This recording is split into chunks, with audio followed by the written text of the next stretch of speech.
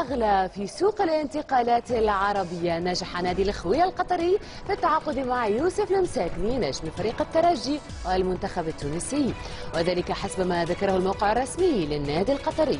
وسيكون المساكني برفقة الخوية في عقد يمتد ل4 سنوات ونصف بداية من كانون الثاني 2013. كشفت وكالة فرانس بريس ومراسل الجزيرة الرياضية في تونس نقلا عن مصادر في النادي التونسي أن قيمة الصفقة بلغت 15 مليون دولار، 5 منها للترجي و2 للملعب التونسي فريقه السابق، أما الباقي فسيدفع للاعب على 4 سنوات. المساكني تألق مع فريقه الترجي فأحرز معه لقب دوري أبطال إفريقيا قبل المشاركة في مونديال الأندية، بالإضافة إلى لقب كأس إفريقيا للاعبين المحليين. وينضم إلينا عبر الهاتف من العاصمة التونسية نافع بن عاشور مراسل الجزيرة الرياضية. أهلا بك نافع. كما ذكرنا في الخبر وكما أكدت أنت كذلك من مصادرك في نادي الترجي أن الصفقة وصلت إلى 15 مليون دولار، ما حيثيات هذه الصفقة نافع؟ مساء الخير. طبعا بالفعل هي الصفقة الأضخم في تاريخ كرة القدم التونسية وفي تاريخ ربما الانتقالات للاعب عربي من نادي عربي إلى نادي عربي آخر. طبعا 15 مليون دولار هي القيمة الجملية للصفقة على 4 مواسم ونصف. هو مهر يوسف المساكني، والصفقة تمت بين نادي الخوية القطري والترجي الرياضي التونسي. طبعا الحديث كان في تونس كثير عن يوسف المساكني، كان الحديث عن عروض أوروبية وخاصة من ليل الفرنسي، وكان حديث أيضا عن نوادي إسبانية وأيضا البي اس جي الفرنسي، لكن الصفقة تمت مع نادي الخوية القطري بمبلغ مالي كبير ينال فيه نادي الترجي نصيب الأسد ثم اللاعب وناديه الأم الملعب التونسي.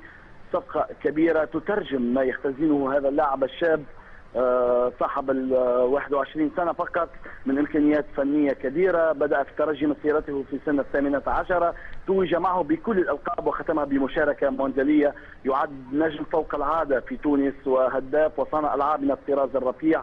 هذه الصفقة حتى في حديث مع يوسف المساكني سألته، طبعا كان هناك حديث عن طموحات أوروبية، يقول أن كرة القدم القطرية بلغت مستوى كبير، نادي الخوية نادي محترم جدا والعرض مغري وبإمكانه أن يتطور من خلال دوري نجوم قطر وأن تشاهدها الأندية الأوروبية من خلال المتابعة الكبيرة التي تحظى بها كرة القدم القطرية. نعم. وهو إذا ينتقل ليس فقط بغاية المال، فصفقة مغرية وضخمة، أيضا له أهداف رياضية يتمنى أن يحققها مع نادي الخوية ويكون طبعا بمثابة الجسر الذي يمر به إلى أوروبا. وهناك أمثلة كبيرة مثل اللاعب طبعا عبد القادر كيتا الذي لعب في السد ثم ذهب إلى ليون الفرنسي وعاد إلى السد القطري. نافع، ما هي ردود الفعل الآن داخل الشارع الرياضي التونسي فيما يخص هذه الصفقة الكبيرة والأغلى في تاريخ الأندية العربية؟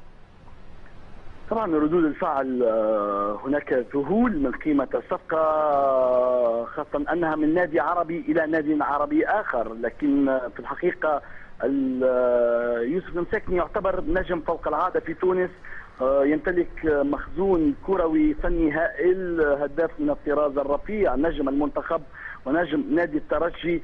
ربما أيضا كان هناك تعجب في بدء الأمر لأن الحديث كان عن انتقاله إلى نادي أوروبي كبير، ثم جاء الأخوية القطري على الخط وحسم الصفقة، لكن ربما هناك معطى هام في هذه العملية، في عملية الانتقال، أن الأندية الأوروبية لم ترضى للترجي بأن يحافظ على لاعبه إلى غاية نهاية سنة 2012، أي إلى غاية نهاية مسابقة مغامرة الترجي في دوري أبطال إفريقيا.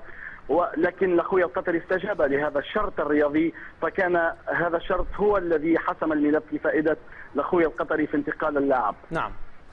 نافع بن عاشور مراسل الجزيرة الرياضية كنت معنا عبر الهاتف من العاصمة التونسية، شكرا جزيلا لك. المزيد